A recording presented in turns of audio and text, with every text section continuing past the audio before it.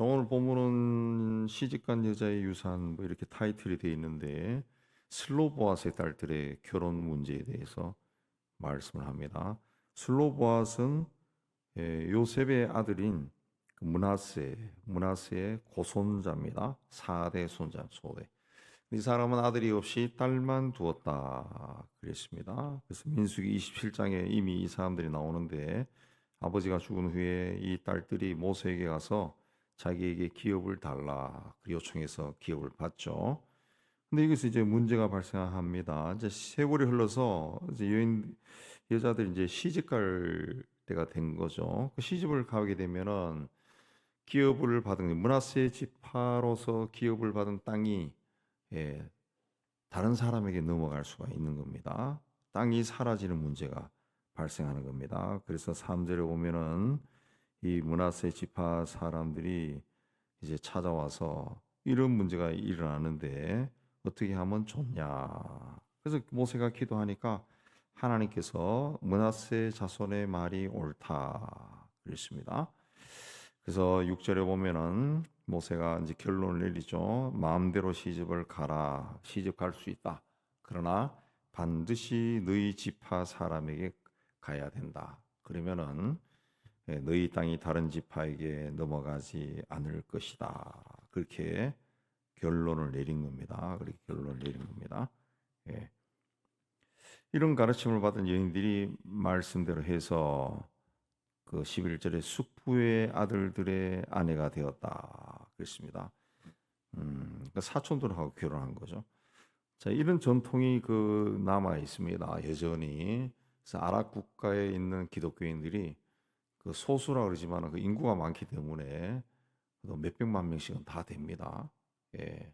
이라크도 그러고 시리아도 그러고 그 이집트도 그러고 리비아도 그러고 그런 아랍 국가, 무슬림 국가에서도 기독교인들이 몇백만 명이 다 됩니다. 우리만큼 있어요. 우리나라가 기독교가 많다고 막그 자랑하지만은 그 우리 인구 대비로 많은 거고 그쪽 나라들도 그런 몇백만 명이 되는데 그런 국가의 기독교인들은 그야말로 기독교 역사가 2000년이 내려오는 거죠. 예, 그런 국가의 기독교인들은 그 주변에 있는 사람들이 다 그 아랍 사람들이 그 무슬림들이죠. 무슬림들이고 그런 것도 없지 않아 있겠지만은 그래서 결혼을 함부로 하지 않습니다.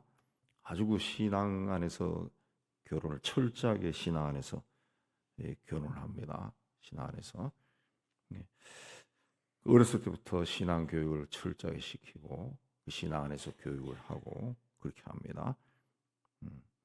그 어렸을 때부터 그 부모가 또는 할아버지 할머니가 아이들에게 찬송을 가르치고 성경 이야기를 해주고 요즘은 뭐 다양하게 뭐 텔레비전, 스마트폰 이런 것들이 나와 있지만은 과거에는 부모나 할아버지 할머니가 그런 교육을 많이 했죠. 밥상머리 교육을 많이 했죠. 그걸 이제 기독교식으로 한다고 하는 것이 몇천 년 동안 내려오는 거 굉장히 중요한 거죠. 굉장히 중요한.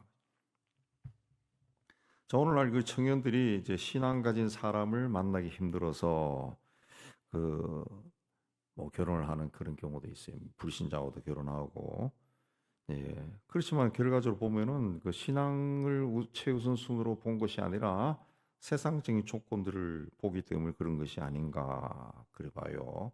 인물도 보고 학벌도 보고 집안도 보고 다 따져보고 플러스 예수 믿는 사람 이렇게 되니까 사람이 없는 건데 이는 원래 기독교 신앙이 굳은 그런 집안은 보통 가장 먼저 예수를 믿느냐 그부터 들어가죠. 그래서 그 예수만 잘 믿으면은 그 다음에 것은 플러스 알파니까 조금 덜 해도 그렇게 결혼을 시켜요. 결혼을 시켜. 저희 외가 쪽이 외할아버지 쪽이 그쪽 지방에서는 그 굉장히 유지고 굉장히 괜찮은 집안인데 그 외갓집에서 이제 딸들을 결혼시킬 때 우리 이모들이죠. 다 돌아가시지만 저희 어머니가 막내고 다 위에 사람들인데 이모들이 좀 많았는데 이모들이 결혼할 때 다 그 외할아버지 외할머니가 신앙만 보고 결혼시켰어요. 신앙만 보고. 예. 그래서 이모부들이 다 돌아가셨지만은 이모부들이 그 이발사도 있고 큰 사업하는 분도 있고 굉장히 다양했어요. 다양해서 어떻게 이렇게 다 다를까? 그런데 어머니가 그러더라고. 자기 그 부모님이 오직 예수 믿는 사람만 보고 결혼시켰다. 그 착실하고 잘 믿었다. 소문나면은 소개해서 결혼시키고, 예, 그렇게 했다. 그래서 이모 중에 제일 이쁘고 아주 똑똑하고 그런 분이 이제 남편이 이발사였다. 이발사. 네, 제가 그 집에 가서 이발도 하고 그랬는데, 네, 그렇게 결혼을 시키더라. 결혼식. 그 신앙적인 그 가문이 중요한 게 뭔가 하면은 여러분도 그러겠지만 저희 집안 또 100년이 넘었는데 양가가 다 그 신앙적인 그 뿌리가 없으면은 다시 시작해야 됩니다. 나에게서 다시 시작해야 돼. 그러나 이미 있는 집안들은 그게 몇십 년 내려오죠. 그게 아무것도 아닌 것 같지만은 굉장히 중요합니다. 굉장히 중요. 예. 피해까지 흐르는 거죠. 사고 방식 자체가 다른 겁니다.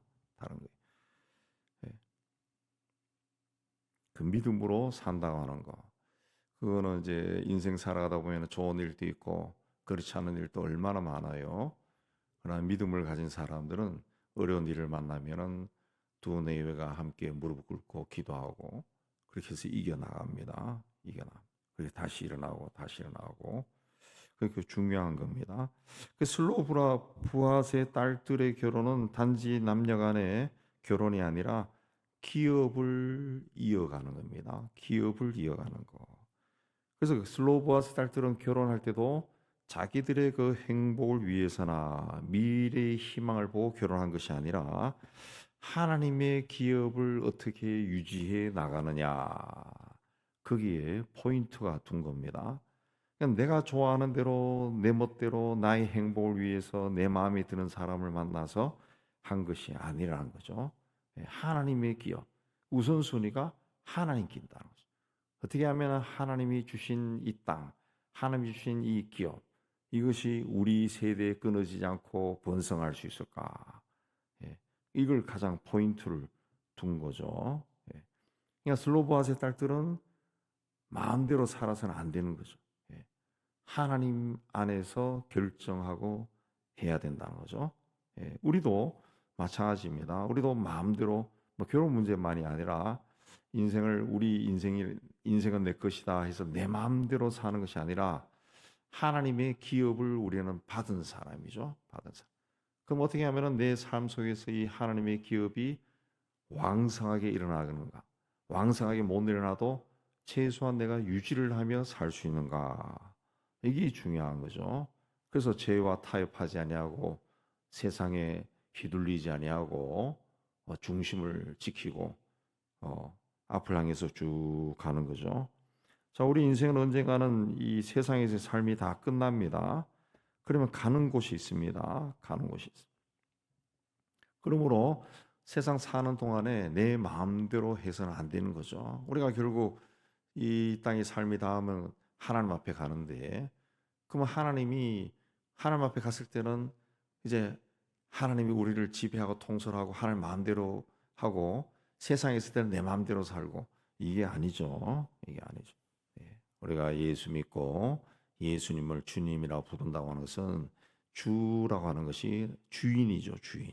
내 인생의 주인은 주님인 것이죠. 주님. 그러면 이 땅에 살 때도 주님을 위해서고 하나님 앞에 가서도 주님을 위해서 사는 겁니다. 그게 우리의 신앙이 되고 또 하나님이 우리에게 베푸르신 은혜죠. 은혜입니다. 근데 때로는 기독교인들도 그렇게 사는 것이 좀 부담스러울 때가 있습니다. 부담을 가진 사람들이 있습니다. 자기가 원하는 대로 살지 못한다. 근데 신앙이라는 자체가 자기가 원하는 대로 산다는 것이 아니라 자기가 원하는 대로 산다고 하는 마음을 하나님께 계속 굴복시키는 것이 신앙이죠. 그게 순종이죠. 순종. 그리고 자꾸 하나님 앞에 항복하고 또 하나님 내 마음대로가 아니라 하나님의 뜻이 나를 통해 이루어지기를 원하는 마음으로 자꾸 변해가면은 결국은 뭐 다들 경험하시겠지만은 결국은 내가 원하는 대로 내가 하고 싶은 대로 내 마음대로 하는 것보다 하나님의 뜻대로 하나님의 뜻이 나를 통해 이루어지는 것이 더 좋다, 더 기쁘다라는 그 마음이 다 생깁니다. 다 생겨. 예, 다 생겨. 세상에 오신 하나님의 독생자 예수 그리스도도 자기 영광이 아니라 하나님의 영광을 위해서 마지막까지 그 사신 거죠. 예, 하나님의 것을 드러낸 겁니다. 드러낸 거예요. 그렇기 때문에 십자가에서 피를 흘리고 죽으셨죠. 그러나 그 죽음 뒤에 죽음으로 끝난 것이 아니라 죽음 뒤에는 하나님께서 그리스도를 영화롭게 했죠. 부활하고 승천한 영광이 일어난 겁니다.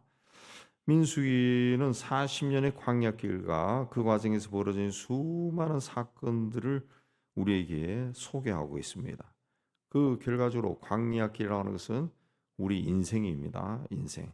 때로는 웃고 때로는 울고 때로는 넘어지고 무너지고 또 다시 일어나고 그 인생길이죠. 우리 인생길입니다. 민수기를 통해서 하나님의 은혜가 그 하나님 백성들에게 임하였다라는 것을 알 수 있는데 그야말로 버림받았어도 수없이 버림받아야만 마땅했던 이스라엘 백성들이 하나님께 얼마나 반역합니까? 불순종하고 그럼에도 불구하고 하나님이 또 뜻을 꺾고 그들에게 은혜를 베풀고 다시 살리고 다시 인도하고 그렇게 해서 결국 가나안 땅까지 온 거죠.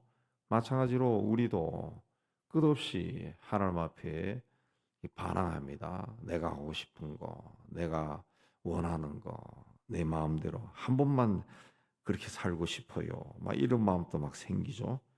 그러나 그때마다 하나님이 참 안타까워하면서 우리를 다시 추스르고 또 일으켜 세우고 무너지고 자빠지면 저쪽 길로 가다가 또 한 대 맞고 또 코피 터지고 무너져 있으면 다시 끌어안고 데리고 와서 또 세우고 그렇게 해서 우리 인생길을 걸어가는 거죠. 걸어가는 거죠.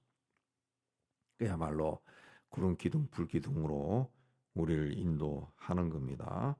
예. 하나님께서 그 수많은 전쟁에서 이스라엘 백성들을 이기게 해 주신 것처럼 우리 인생길에도 수많은 전쟁이 일어납니다. 전쟁이 일어난다라고 하는 것은 적이 생긴다는 거죠. 적이. 예, 전쟁을 해서 물리쳐야 할 수밖에 없는 적이 생긴다는 거죠. 적이 생긴다. 얼마나 많습니까? 얼마나 많습니까? 지금 또 전투를 해야죠. 예, 그런 전투를 통해 전투하면은 뭐 나는 깨끗하게 승리합니까? 나도 이리저리 베이고 피 흘리고 다리도 부러질 수 있고 예, 코피도 터지고 나도 상처를 입어요. 입어요. 예. 그러나 하나님이 다시 우리의 상처를 치유하고 다시 쌓아매고 다시 고치고 쌓아매고 부둥켜 안고 다시 일으켜 세워서 때로는 엎어서라도 또 그 인생길 마지막까지 우리를 인도하신다. 우리는 그런 믿음을 가지고 살아야 하고 또 살고 있습니다. 앞으로도 우리 인생길에 어떤 일이 일어날지 모르지만은 우리 삶에서 가장 중요한 것은 슬로보아스의 딸들에게 하나님이 주신 말씀처럼 기업입니다. 기업. 하나님이 나에게 주신 것을 끝까지 지키는 거. 그게 신앙이면 신앙, 땅이면 땅, 또 내 삶이면 내 삶. 끝까지 지키는 거. 그렇게 지킬 때 하나님께서 그 사람에게 특별한 은혜를 더하여 주시는 거죠. 그리고 우리는 그걸 자꾸 체험해야죠. 예. 내가 세상적으로는 좀 손해를 봐도 하나님이 기뻐하는 이 길에 서 있는 거예요. 그러면 인생길 끝까지 달렸을 때는 그게 손해가 아니더라. 오히려 더 큰 축복이었구나. 그걸 알게 되는 거죠. 알게 되는 거죠. 근데 그 수없이 많은 그런 일들이 일어났을 때 그때마다 나에게 좋은 것을 택하고 또 좋은 것을 택하고 하면은 그게 그 당시에는 좋은 것처럼 보이지만 결국은 쪽발 요 길로 가야 되는데 자꾸 이 길로 다른 길로 가버리고 결국은 마지막 날 내가 지금 어디 서 있지 알 수 없고 어, 어, 본인이 죽을 때도 내가 어디로 갈까 두려움 속에 휩쓸려서 그리 가는 거죠. 그리 가는 거죠. 예. 아시겠지만은 유명한 실존주의 철학자 갑자기 생각 안 나네. 프랑스 유명한 실존주의 철학자 있죠. 그 사람이 죽을 때 그 얼마나 그 실존주의라고 하는 자체가 하나님 없이 인간적으로 살아가는 것 주장하는 철학 아니겠어요? 그 죽을 때는 그 병실에서 그렇게 외마디 비명을 지르고 엄청나게 두려움과 공포 속에 죽음을 맞이했다는 유명한 이야기도 있습니다.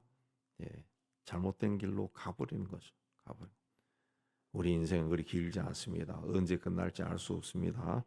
하나님이 우리를 부르시고 하나님이 세운 그 길, 그 길을 사랑하고 그 길로 끝까지 가서 하나님의 품에 안기는 우리 모두가 되기를 주님의 이름으로 축복합니다.